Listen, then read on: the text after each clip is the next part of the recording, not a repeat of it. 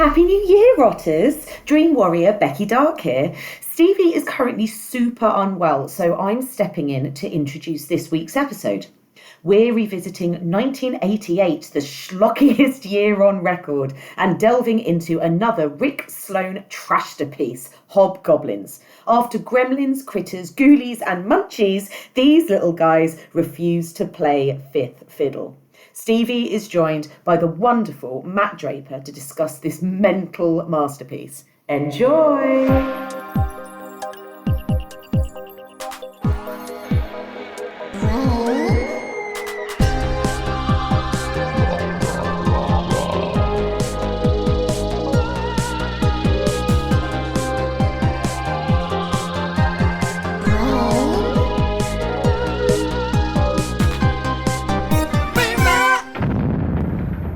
My partner in slime, Matt Draper. Welcome back. Stevie Webb, nice to be back. How are you? This is main feed. Yeah, This you is graduated. This is my ascension day, isn't it? I'm like It's Mayor the Wilkins. Big time. I feel like Yeah, obviously you have been on the main feed once before, but that was us doing a roundup of a horror festival. But this, I can't believe this is your first full proper film episode on the main feed. you've finally deemed it appropriate to release me from the cellar in which I am usually trapped. Yeah, you are prolific on Patreon, obviously. I was trying to go through earlier everything we've covered, and I honestly lost count. There's a lot of bangers, some not great ones as well. I remember Blair Witch 2 wasn't the best. No, but there's been nothing that like I've regretted so far. Good. I'm glad. I don't resent you for anything that we've done. No, but we do have fun because obviously we have our monthly show, which we need to do, which we haven't done for ages. Future Frights, where we talk about current, upcoming, and re-releases and stuff like that. And we'll be coming back with some more of those in the new year. But also we just finished the Hatchet franchise, where we did Hatchet 1, 2, 3 and Victor Crowley. And hello, new favourite. We loved it, right? Stellar. Yeah, one of my fave discoveries of the year. I discovered it this year. one of the new additions to my regular watches. I think that'll be 100%.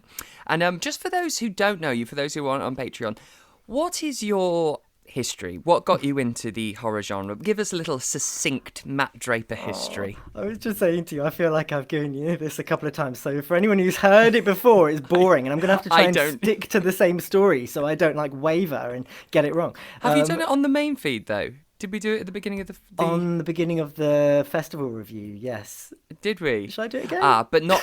I checked the downloads on that, though, and not many people listened to that one, because it wasn't a normal episode. So this is not this many is your people proper got past debut. my introduction on that one. Yeah, no, that was one of my least successful episodes. Who's this wanker? Turn it off. No, people just want to hear about 80s films.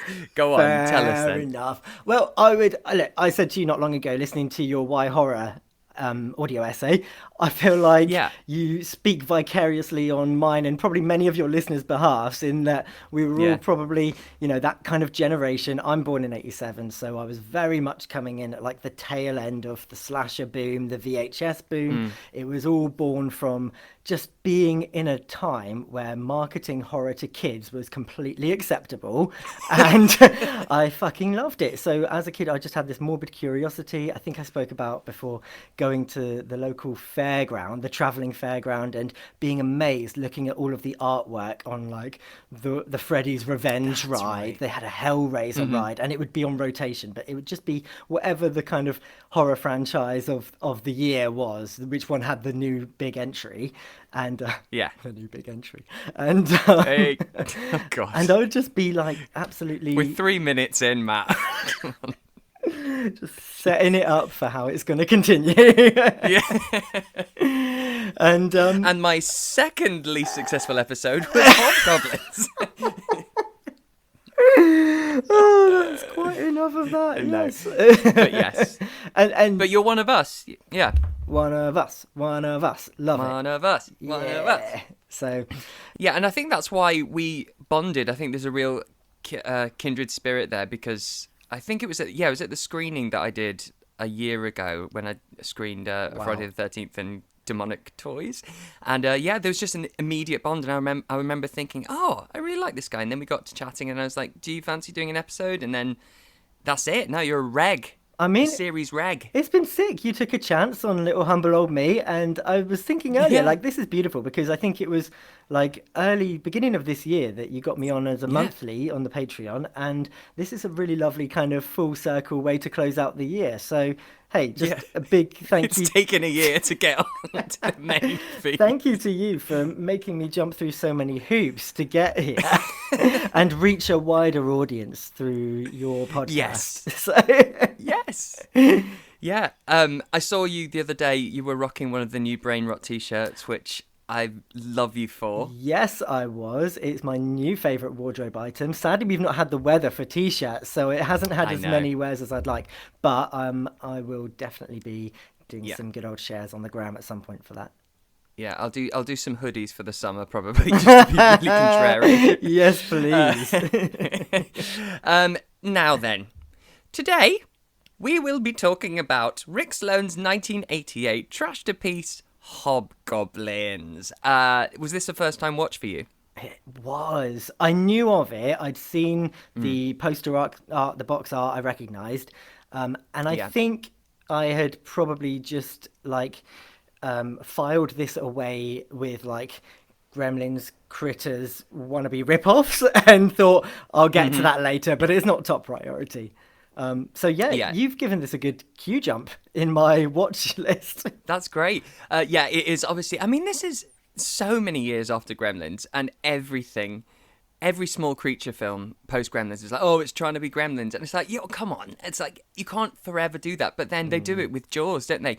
A shark film that comes out now, it's like, oh, it's just ripping off Jaws, and it's like, well, it's just using the same antagonist, but. Also, Rick Sloane says that he wrote this before Gremlins, and Critters say they wrote that before Gremlins. And it's like, come on, guy, especially when, everything was pen and paper back then. There was no sort of electric paper trail. Well, not paper, electric zap. What would it be? Anyway, electric You footprint. just started doing, zap. What is it called when you, onomatopoeia? Zip zap boing. Oh, onomatopoeia. Oh, I just made an electricity sound. Yeah, is that what you were doing? The sound of filing digitally. Yep, that's what I was doing. Everyone says, oh, everything was written before Gremlins, and I mean, I'm sure it's bollocks. But what were your general thoughts then, before we actually get into it, of Hobgoblins? Oh well, this is so brain rot, isn't it? This is quintessential brain rot. And it's utterly abysmal, but it's my favourite kind of the worst type of film, where everyone involved, the whole production, obviously it's a very kind of homegrown production, so that immediately has me on board. It wins me over with that. And it just looks like everyone's having a blast. And, it's honest, it's endearing in all the right ways. And it's absolute garbage, and most people in the world would hate this and deride it and just write it off as something that should never have been made. And I just look at this kind of thing and think, this will inspire someone out there to go and make a film or be in a film. Yes. Someone with very humble means and, not the backing or the experience to do it. And, well, I don't know too much about Rick Sloane's career after this, but I wish this had been the stepping stone for something bigger for him, I guess. Yeah, I mean, but I love his aesthetic, and this has got 2 stars on IMDb, which I think it's a little bit harsh, but it depends who's watching it and who's rating it. I really enjoy it for what it is. On this watch, it was weird. I loved the first 2 acts, even though the Hobgoblin action is pretty sparse, but I don't know, the third act, which is, traditionally the action-packed climax of a film, it kind of dipped, and I think it's because it has these 2 full-length stage performances back to back, and it was like when I go and have to support a friend in a terrible show and you just have to like sit there and suck it up. But to be fair, I did manage to open my computer and chase up an unpaid invoice during one of those performances. So it worked out well. I mean, I utilised that dead air. But overall, it is just joyous, especially for people like you and me. You know, it's painfully 80s. And yeah, Rick Sloane, he has this makeshift aesthetic, you know, whether that be this or Blood Theatre or another film before this, The Visitants, which he did. It feels it's just above homemade, and that's a vibe I get on really, really well with. And everything, you know, it was guerrilla style filming. There were no permits. It was shot within 7 days. The cast had to urinate in bushes because the production didn't have portaloos. And so, did you read that? Yeah. And so all of those elements just make it really endearing. And as you said, you can tell everyone's just having fun and they're all kind of friends and they're riffing off each other. And that, for me, is what makes a really watchable movie. Totally agree with you, yeah. You had seen this before, hadn't you? I think you mentioned. Yes, I had, but not for a long time. Okay, cool. And when you had watched it, was it when you were kind of younger? And yeah. What did you make of it back then? I'm really interested. I loved it. Yeah. I absolutely loved it, but I mixed them up in my head because there was another one called Munchies, which I used to rent. Okay. I used to rent Hobgoblins and Munchies. And Munchies is literally a Gremlins ripoff, but it's meant to be. Like, you don't get them wet, or if you cut them in half, they become two, and stuff like that. So I used to mix them both up in my head. So it was really interesting going through this and going, oh, I know what's about to happen. And then sometimes I go, oh, this is the bit where that must have been Munchies. So I'm really looking forward to actually revisiting Munchies and making, and, you know, really separating the two in my head. Cool. But I had so much fun. It just feels great. I love that you can see the puppeteer's hands from time to time. There's the bit where they're in the car, you can see hands on the car shaking it to make it look like the vehicle's in motion. It's just wonderful. And it just reminds me of all the horror movies I used to make on my camcorder as a kid. Totally. It really feels like that, but it's better than that. But I also don't mind it in something like this, you know. If this were like a studio-produced movie, I would be saying, okay, I expect slightly higher standards. But for what it is, it just kind of adds to the experience, I think, watching something like this and seeing some of the strings behind it. And it's kind of cute. I like seeing the seams. Yeah. Yeah, it's cute. I would have to, going back to just your point on the two musical numbers, I totally disagree with the one by the Fontanelles, which I thought was an absolute pure 80s banger, and I've already searched for it on Spotify, so that's going straight in my playlist. And you also, so going back to the point you made on the third act being where things kind of tailed off a little bit for you, interestingly, I felt that some of my favourite and the most enjoyable parts of the film were where there was no hobgoblin action. And it was actually when the Hobgoblins made an appearance that I really started to lose a bit of interest. Which I suppose as a what is designed to be a horror, is it really supposed to be a horror film, a horror comedy? You know, maybe that's a failing in some respect. Well, but I just enjoyed. Well, they kind of don't do anything though, do they? Really, because really fucking pointless, aren't they? We don't really find out their MO because they attack people violently. But then they kind of make them live out their fantasy and they don't seem to want to kill them. I have no idea what their end game is. And I almost... Yeah, I've been racking my brains to fully understand what the motivation is. I mean, we get no origin story, really, apart from they turned up in some kind of metallic cone. It looks a bit like a candy corn piece, doesn't it? Like, yes. I'm gathering, is that from space? Are they alien in nature? Yeah. I'm pretty sure they're aliens. Then they rocked, but the thing is, they rock up on a film set, which is just questionable. We get that flashback, but it's still. I mean, I'm not asking for, you know, a very structured linear narrative here. No, but and save something for the prequel. Don't give us all of it now. Well, quite. I'm happy to have some questions, but this just there were a lot of questions, aren't there? Yes. Well, let's get through them. Do you have a synopsis for us? Oh, yes, I do. Security Officer McCready has dedicated/wasted his life guarding the Hobgoblins in what we're repeatedly told is a film studio, even though it looks remarkably like a disused old Halifax branch.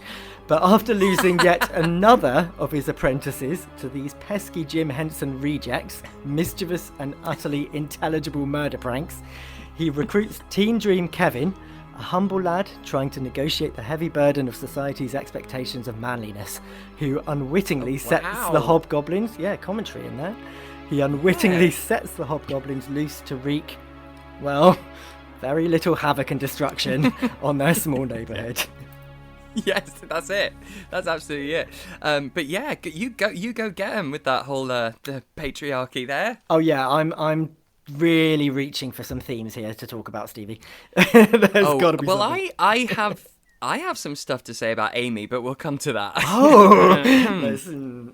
Okay. Yes. So what do you think of this opening then? Because obviously you mentioned it's McCready and a new security guard, Dennis, and they're doing the walk around at night of this deserted, unused for 30 years, yet still has massively tight security. This is absolutely nonsensical, isn't it? Like, why is McCready guarding this place? Why is there like some kind of commissioner or boss like sat in the background ensuring that it's guarded? That's two people's full-time salaries are being paid to guard a deserted, by who, though? A deserted film set or film studio. Studios, yeah, a lot. But you never see any sets, or you don't see anything that would suggest is a lot, right? Well, no, the boss says it hasn't been, back in the heyday, but, you know, the film studio hasn't been used for 30 years. But it hasn't been sold on, it hasn't been changed to anything else. Demolish it. Just being... Build something out, put up a McDonald's. Secured for nothing. Yeah. And for some reason also, it's a hot spot for crime, because we get, the bandit rocking up later who's wanting to break in. Bandit in leather jacket. I love Bandit in leather jacket. It is. But obviously he says to Dennis, he says, there's one place I don't want you to go. 1 foot ahead of us. This is it. Let me show you. Because they're in the corridor and they're like, whatever you do, don't go there. And then it's right in front of them. Now, we should probably talk about this because this is where he's keeping the Hobgoblins, and he has for 30 years. And I mean, it's very much unlocked. It's very confusing. This vault. I find... It's got 2-factor security setup. It's got like a caged railing and then a bank vault style door, both of which are continuously unlocked. And then full-time human surveillance. So 3. Yes. 3. This is also, now the architecture or the design of this building itself is very confusing to me. I actually once worked in a retail bank, and I know that banks are usually underground, right? The vaults are usually underground, yes. Not the bank. It's just having to submerge yourself to get... Apocalypse. Yes. A War of the World shit. Yeah. So vaults are really heavy, right? And also you want them to be somewhere that is not easily accessible, i.e. per se through a window. But as we find, this vault seems to be upstairs on what looks like the 4th story of a building. And yet the Hobgoblins have never chosen to just break through the window and hop down. With the window, yes. It's baffling, isn't it? It's really quite incredible. I quite enjoyed seeing the camera marks on the floor for where people need to stop, to hit their marks. You can see there's tape, taped down in the shape of feet, where obviously someone needs to stop. It's absolutely glorious. I missed that. But this guy, obviously we don't know what's happening yet, but he is suddenly on stage and he's singing and he's in a rock band. And this is the only time we do see someone sort of dead, isn't it? I think this is the only death that actually is a death, if you get what I'm going with that. Yeah. It's the only time there's any on-screen blood, which is kind of... Because it is still an off-screen death, isn't it? It's a cutaway. So Okay, right. Backtrack a moment. So we've had the setup that the guy is really into music because he's blasting out through his Walkman, isn't he? Like some big hits. Yes. Then he gets on stage in this like Big hits. What would you call it? An auditorium? It looks like it looks like an old PTA hall from my primary school. Yeah, it's or like it's a like scout gentleman's hall. club. Yes. Yes.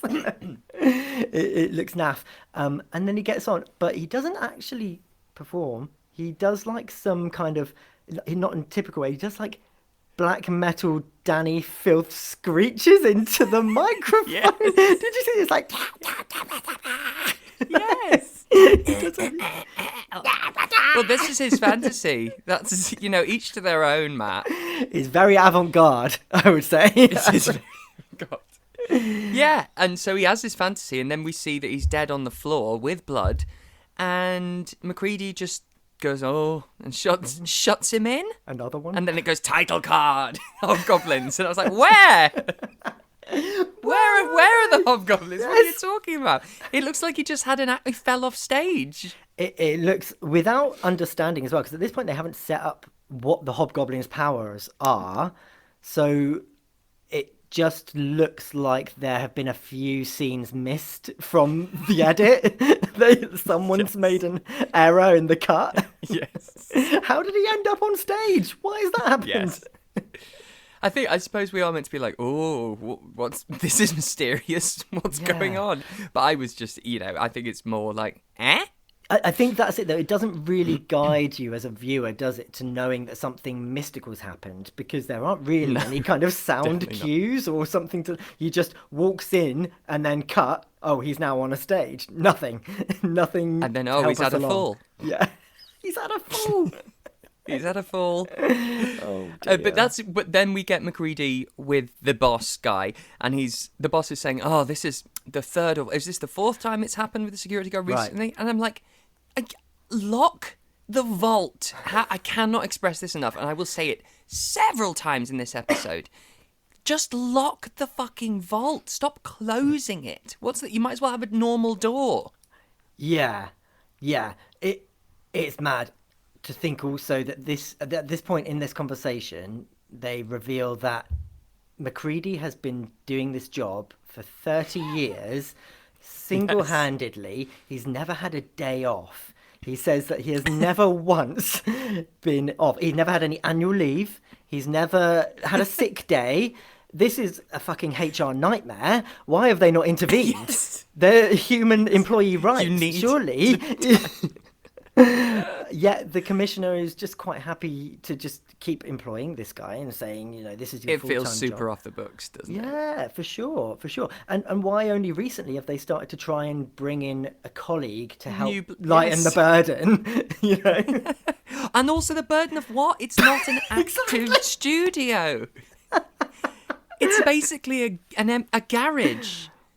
That no one's allowed in. It's a fucking Mickey Mouse job, it would make more sense if the commissioner knew about the Hobgoblins, and it's like, we need to keep this shit, airtight. But he doesn't believe in them. But Macready has tried to tell him about them, right? Repeatedly. Yes. At which point I'm then saying, look, I think... you're getting cabin fever from having done this for 30 years without any colleagues to work with. You need some social interaction.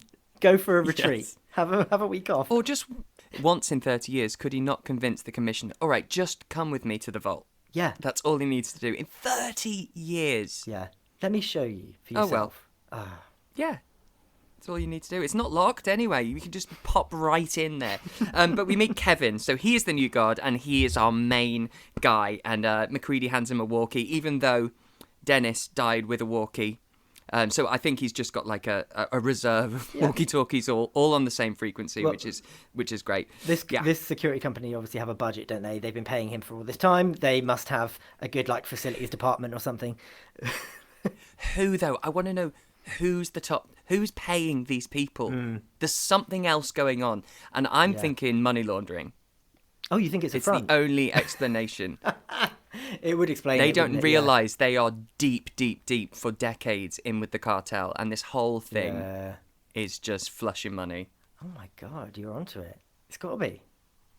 It's not government funded, is it? Let's be clear. No, definitely. What do you think of Kevin then? You mentioned him a bit in your synopsis. Oh, okay. So yeah, he's a nice guy, and I kind of like. So I relate to Kevin of all of the characters the most, and I really like that he has this kind of setup where his girlfriend Amy thinks he's maybe less than a man, right? He isn't quite so typically, what as in the 80s, what a man should be doing. He's not into fighting. He just wants to be a nice guy. I mean, he's a total pussy, like in those terms. He's, this is harkens back to a lot of things that I remember hearing as a kid, like, why don't you want to play football with all the other boys? Why don't you want to go and scrap with all the other boys? That kind of stuff. And I just thought, you know what? Just let the guy be. He's a nice, harmless dude. He's looking out for his girlfriend, and he wants to treat her well and look after her. And what's wrong with that? I'm sorry I don't see fighting as a pastime. No. Sue me. Or punch me, I guess. I'm sorry I didn't sign up to be drafted into war because I just want to experience shooting someone, as the character Nick, who was soon introduced to, does. Yeah. And even though, and actually McCready just gives him a gun, doesn't he? Goes, here, this place is crazy, Matt. I don't know what's happening, and he needs a gun. Turns out he does, because the bandit, of course. But yeah, he gives him a gun. And I'm like, I know it's America, but I still feel like you need a license. You can't just be handed one by a security guard and go, here we go, that'll protect you. Anyway, I can't. If the more I try and unravel that business model over there at the studio, the more irate I get, and the more I want to know what's really going on. Drugs. It's got to be drugs. I see. It's gone from money laundering to drugs now. I know, right? It's human trafficking. So.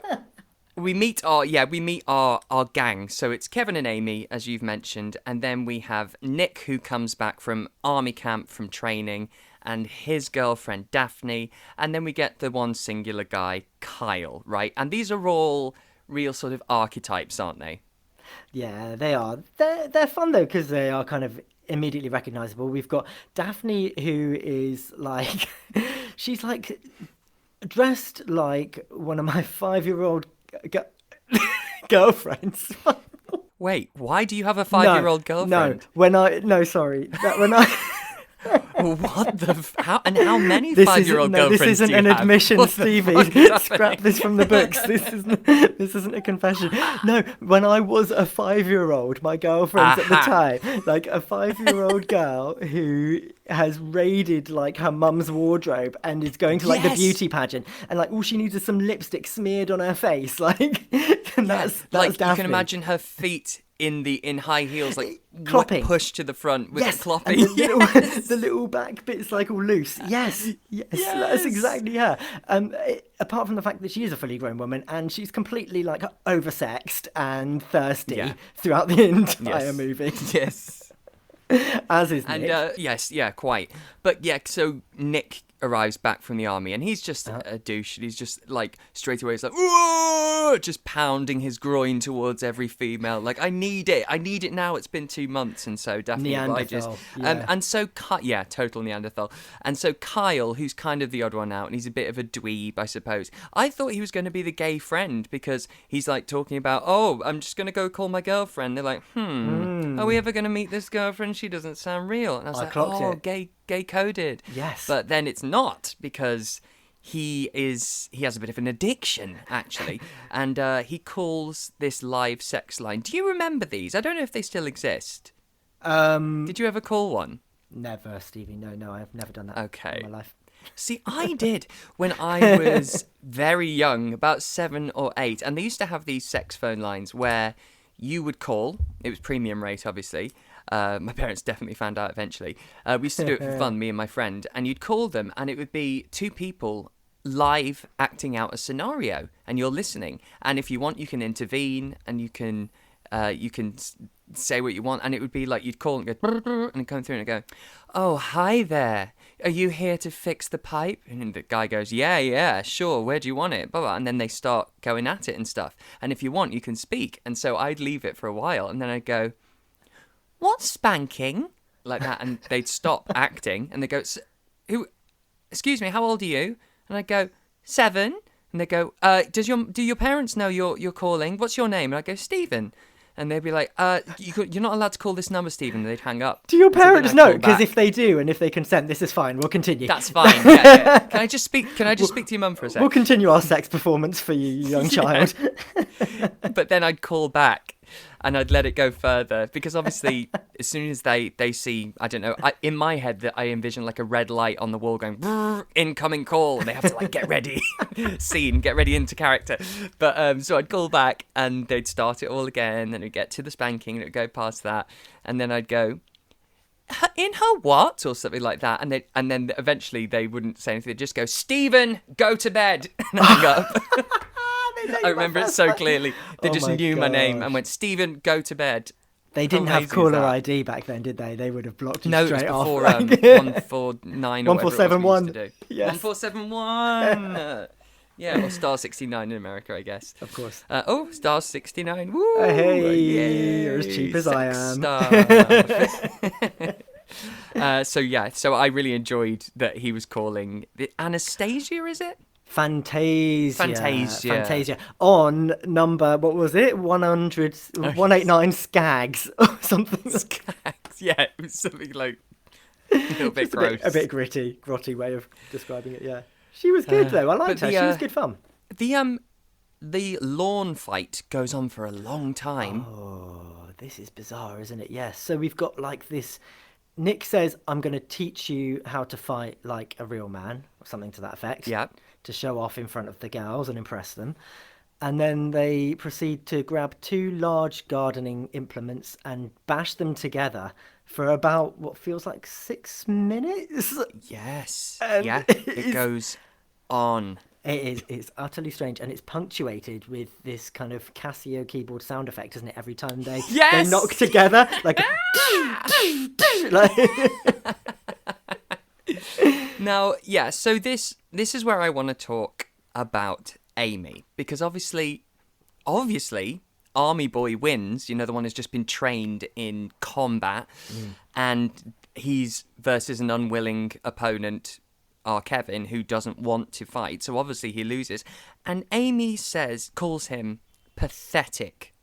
And she says, you're pathetic. I wanted you to win so I could feel proud of you. And I'm going to straight up say it. Amy's a fucking bitch.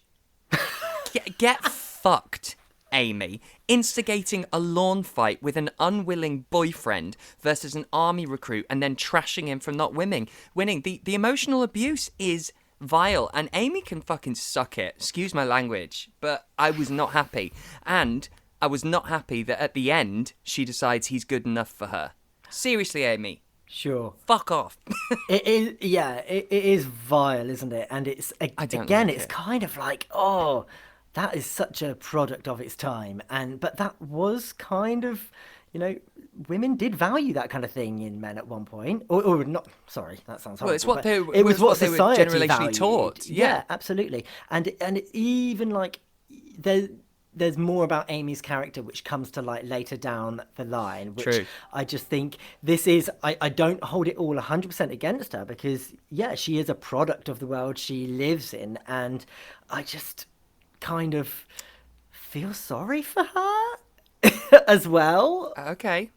Is that a hot take? I don't know. Well, no, it's not a hot take, because obviously we see later she does have burning desires, and there is a part of her she wants to let free, because she's very much dressed up as a prim and proper lady, and obviously the traditional values is you have the tough, strong man go work and kill deer, and so obviously it's that. But to just straight up call him pathetic, I just think she could have been a bit like, she's a fucking bitch. Just low, yeah. Why are you with this guy? Surely there's more to him than his ability to, like, bash a gardening tool around. Yeah. Anyway, me don't like Amy. Fuck her. Yep. That's that. But we get the bandit moment, as I shall henceforth be calling it. And Kevin does shoot a gun in the air, does he? And the bandit gets scared off the lot. Is that? Or the at this bandit runs to point? the Or is vault. that at the end? Oh no, that is now, isn't it? Yeah. of No, it course, is, yeah. He sort of shoots it in the air. But the Yeah. bandit goes to Oh, the yeah. vault. And then this is, it's a third of the way through the movie, and we see the Hobgoblins for the first time on their little cart. What did you think when you saw this? They are like my kind of childhood werebears have Yes, a been. werebear. Do you remember them? Yeah. They're a bit like them. They look a little bit like that Sir Didymus character from Labyrinth as well. Yes. Without my permission, no one may cross. Yeah, kind of like gremlins with a bit more hair, less slimy, and absolutely no articulation whatsoever. No. They barely move aside from the puppeteer just holding them and shaking them back and forth to give the illusion of life. I think maybe one of them has an articulated jaw so it can open and close its mouth, but eyeballs right. don't move. Nope. Appendages, nothing. Nothing is Yep. mobile on these static Yep. creatures. They're kind of cute. They're kind of I naff. think they're cute. Yeah. Originally, they weren't going to have puppets. They were just going to be glowing eyes, so we never actually saw the Hobgoblins, which I like the idea. In the shadows, you just see, like, squabbling eyes causing mischief in the dark. But Yeah. did you notice that two of them are holding hands on the cart? Oh no, that's nice. So I I they think have a there's 4 of relationship. them. Yeah. And so one's driving, and the two in the back, you see that they're actually holding hands. They're a better couple than Amy and Kevin, I'll tell you that. Oh, that's sweet. But yeah. I thought well, that they've was been really together cute. for It 30 gives years, them haven't they? So... At least, yeah. Love endures. At least. But McCready says they've escaped because the bandit. And McCready says it's all Kevin's fault. I've been trying to prevent this from happening for 30 years. Again, I'm going to say it. Lock the vault. Yeah. You've been trying... I'm surprised this hasn't happened in 30 years, the way you keep them, basically in a loose cupboard.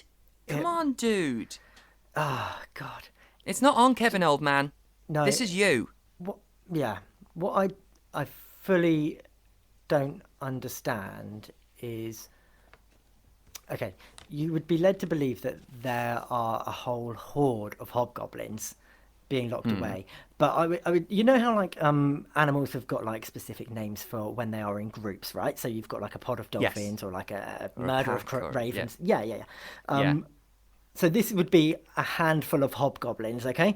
Because there is literally about 4 or 5 of them, and you never really see more than 2 or 3 on screen at one time, and they don't seem to have any intention or ability to multiply.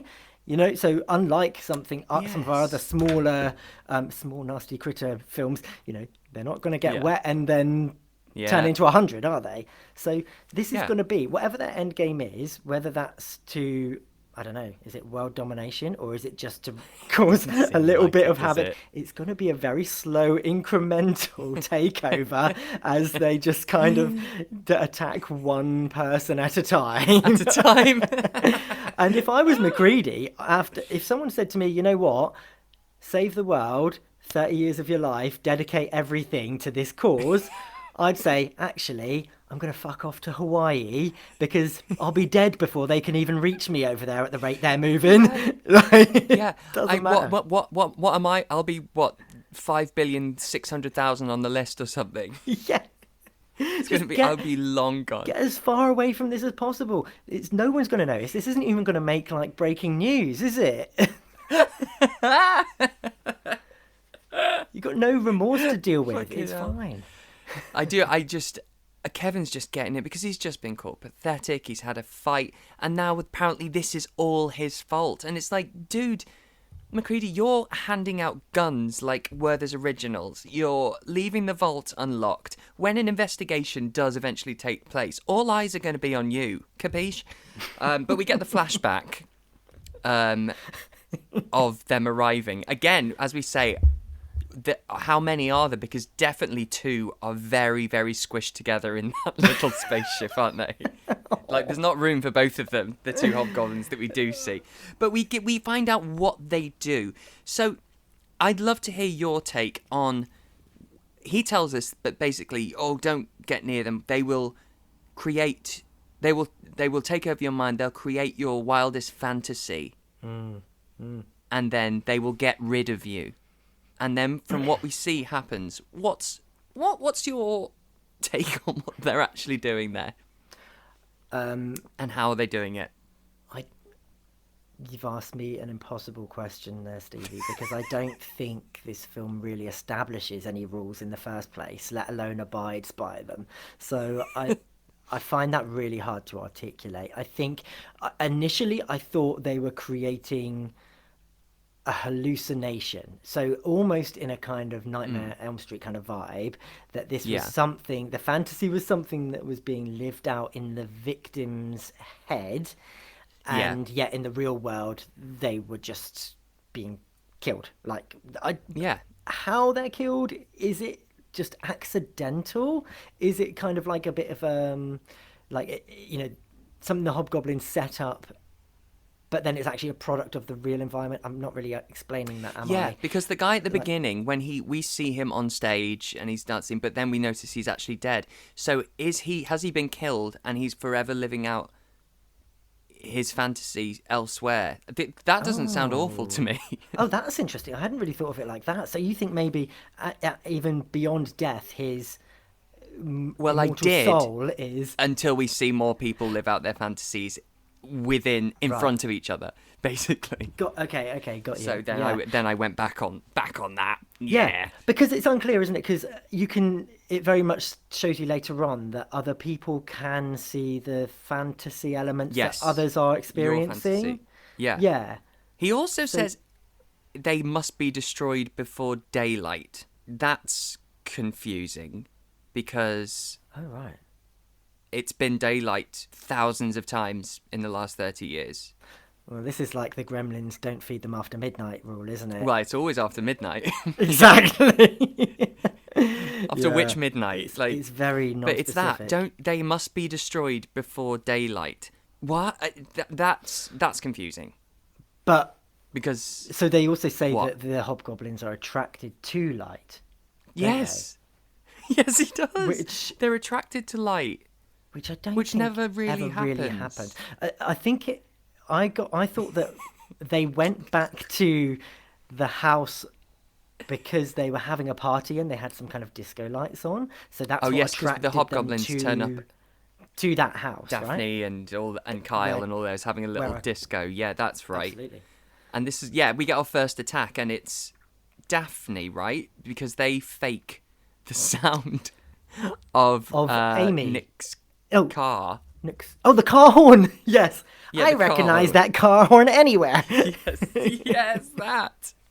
But they do just attack. This is the thing. They do attack all of these kids. Like, they jump on their face. They're wrestling them. And it seems like they're trying to kill them, right? Yeah, they're very hands-on when it comes to the attack. So is that actually how they do the killing?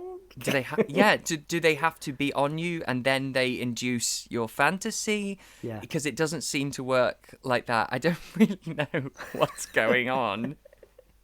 But playing it very fast and loose with these rules, isn't it? Yeah.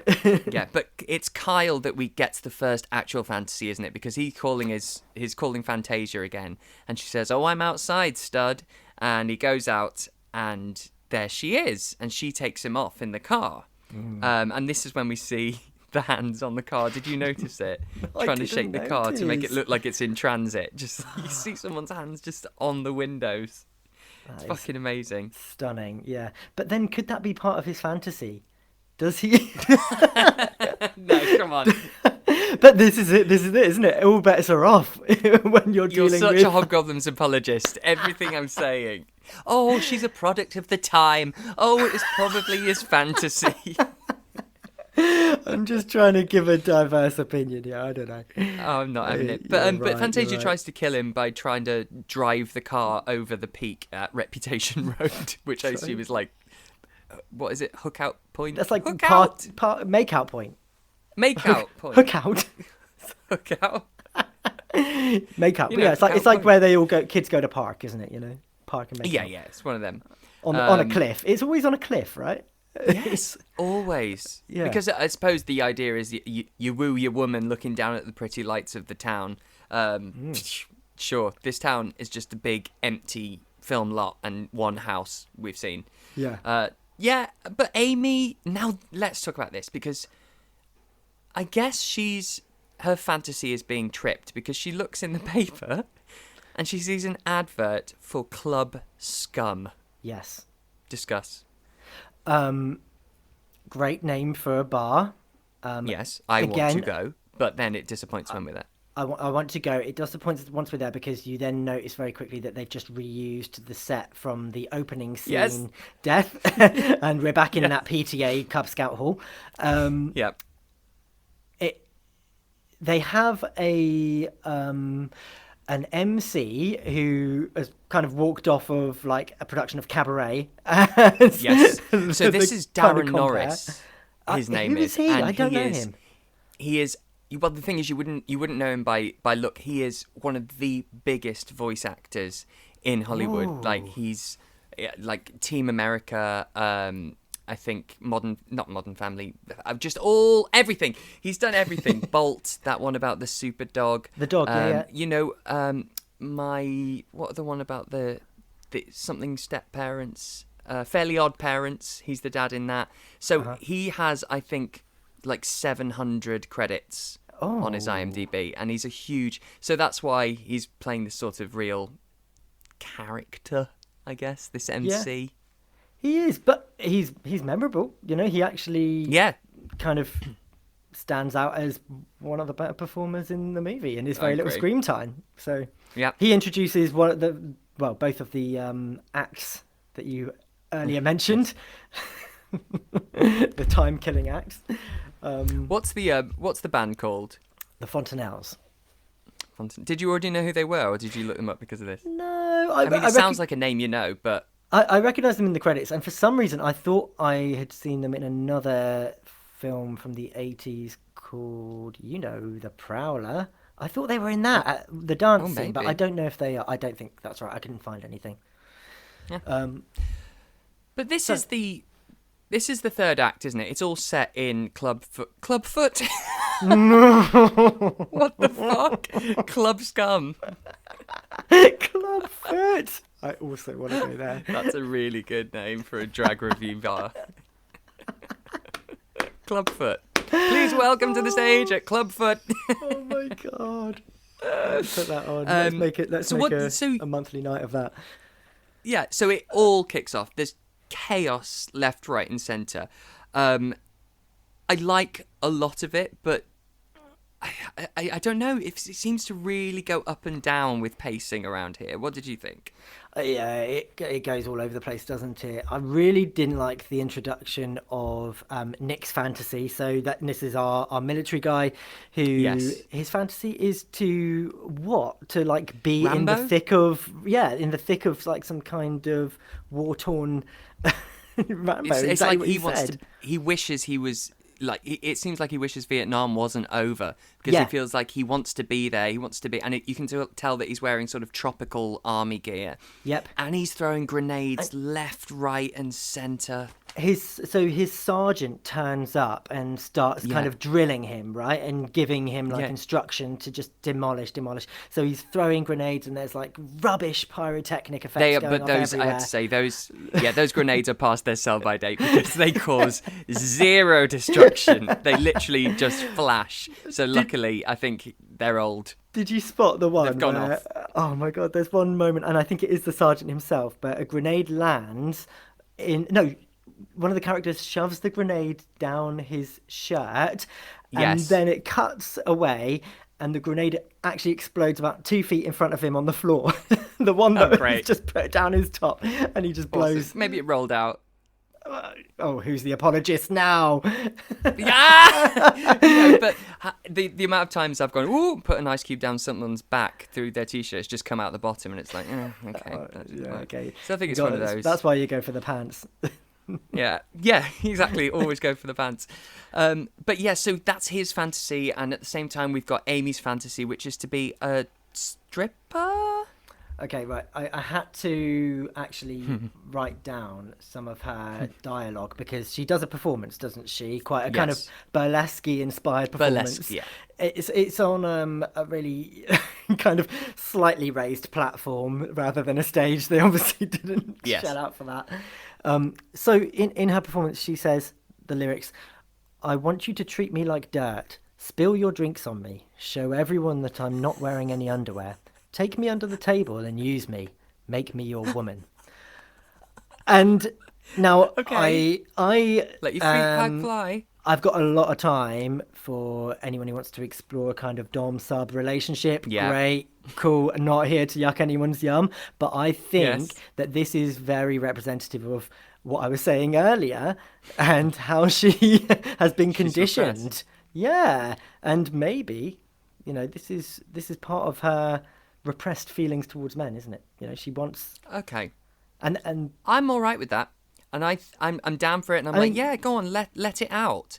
She is still a cunt. Problem is, yes, she is still a cunt. But the problem is, so she's making out with what's his name, Bar Trash or something. I can't remember. My guy. Road Rash. Road Rash. That's it.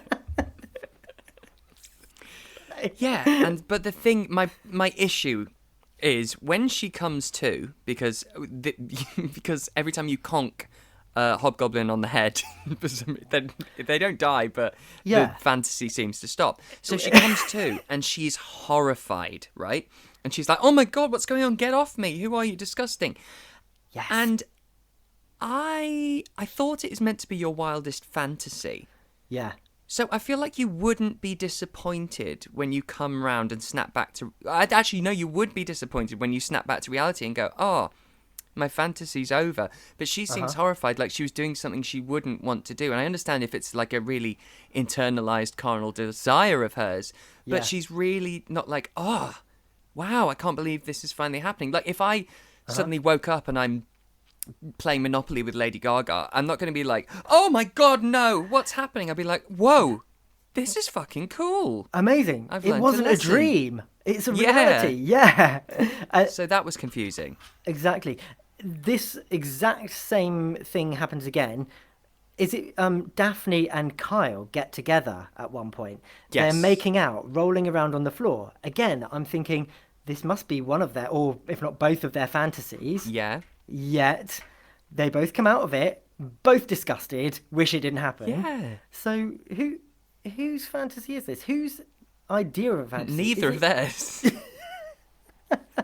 Or maybe it's Road Rash. Maybe he's having his fantasy, and we just think it's Amy's. Oh, do you think it's like a fake out? That's fucking clever. I mean, I don't think it's deliberate. No. No, but if they claimed that, then that's actually pretty smart. It would make sense retrospectively. Yeah, sure. But we think we lose Nick, don't we? Because he sacrifices himself and he jumps on one of the out-of-date grenades. Should have known he didn't kill him, actually. But then, yeah, so they think it's all over because they've conked the hobgoblins on the head and the grenades have gone off everywhere. Mm-hmm. And then they're back, but we see they're immediately in the back of the car as everyone's going back to the studio lot, right? And the bandit is back. And then this, we don't realise. I kind of like this because it's Kevin's fantasy, but we think we're in the real life, right? Yeah, but do we though? You think we are? Maybe it's the point where the bandit pulls out nunchucks that you realise that he's probably not. Oh, I didn't. I just thought, yeah. No. Okay. I buy that. I guess again, the 80s Karate Kid was very popular at the time. Like, who knows? But everyone else can see him, right? This is the other bit where it's confusing. So he is manifested for everyone. So everyone can see everyone else's fantasy playing out. So that's fine. My head hurts a little bit, Matt. It's so layered, isn't it? It's like fucking Inception, this, isn't it? Yeah, because McCready shoots the hobgoblin in the car and the bandit disappears. And that's when we realise, he was the fantasy. And now, of the fantasy. Now Amy loves Kevin. And Kevin will take her. And I'm sorry, I'm going to say it again. I'm not happy about this. They shouldn't be together. They're not good for each other, are they? No, this isn't a relationship based on a mutual respect. No. based on fantasy, literally. Well, quite, yeah. Yeah. What happens at the end? Is there an explosion? So Macready reveals that he was actually a munitions guard in the forces and has always been in possession of huge amounts of explosives. So he blows up the vault now. Why now? As opposed to doing it 30 years ago. 30 years ago. Yeah. Yeah. So he does want them dead, the Hobgoblins. Well, it seems like it, doesn't it? Yeah. I don't know what he wants. Okay. I think he just wanted a purpose to exist. Oh, that's beautiful. And now he has exactly a witness. That. I think he wanted a witness. Yeah. He just wanted someone to believe him. To believe him, yes. Oh, what a story! What a gorgeous story. It's quite touching, actually, when you think about it. My heart is swelling. So he wanted to be seen. Yeah. That's the message. He just wanted to be seen, to be heard, to be believed, and then blow the shit out of some stuff. And he really wanted to give the finger to the old commissioner, didn't he? Because he gets him at the end. The commissioner, is he still in the building? No, commissioner's not in the building, but the commissioner had just moments prior to this fired him. That's because right. He's just about now realised that this job this is an absolute joke, and then but he needs to be there because they are not insured if anything happens if the security guard isn't there. As soon as he's off the books, he's been dismissed, and that's it. Explosions happened, film lot's gone up, no insurance, and he gives him a phone call, doesn't he, to say, "Hey mate, fuck you, look what you done." Yeah. I mean, he's definitely going to jail though, but at least he got seen. No, he's 100%. He's broken so many laws, but a lot of them are going to jail, I think, actually. And then that's Hobgoblins. Now there is a Hobgoblins 2, and I think it was like 2009 or something. And I haven't seen it. I believe it's very much for children. Oh, from what I've seen, but I don't think I need to see it, just from what I've seen. But, I mean, it'd be nice to see the Hobgoblins again. But is Hobgoblins on LP? Because you would know, because you're the LP man. You have an incredible collection. I do have quite the collection. Thank you for mentioning it, Stevie. I actually do not know. I haven't seen it. I can't say it's one that I've ever come across on my travels. It looks to me like something that perhaps TerraVision would release, because they really go mad for some of these like lower budget sort of cult faves, and I definitely think this does have a cult following, doesn't it? There's a lot of fandom for it. So maybe watch this space. They've just announced their new subscription, which includes some that's right, corkers coming up in the next year. So I saw it. Looks really amazing. They've got Hello Mary Lou. Oh, I know. Wait. I saw it. Looks really good. That's right in there. I know we ripped Hobgoblins a new asshole, but it's so much fun and I loved it, right? Did you? Oh my god, banger, yeah, loved it. Definitely. It's I would totally recommend it, and it's really easy to watch. It's on the Arrow streaming service where I watched it. I think it's also on Plex with adverts. So it's very much available, isn't it? Yeah, it really is. And as I said, there are points where you can send some invoices if you really need to. Do you have any final thoughts? Anything you want to say? I would just like to say a big thank you to you, Stevie, for having me on, and it's been an absolute dream. I've loved it every minute. Of course. Thank you very much. And I'll see you over on Patreon in the new year. Yeah, you will. And we'll get crack-a-lackin'. Catch you there, buddy. Cheerio. Hello, Rotters. It's Dream Warrior Mike Muncer here. Thank you so much for listening. Thankfully, I only have to do the outro and avoided having to watch Hobgoblins. Next week, Stevie will be back discussing the Aussie Killer Pig classic Razorback with friends Anna Bogutskaya and Louise Blaine. Cannot wait. To stay in touch and for more links to merch and Patreon, just head to steviesbrainrot.com. Toodles.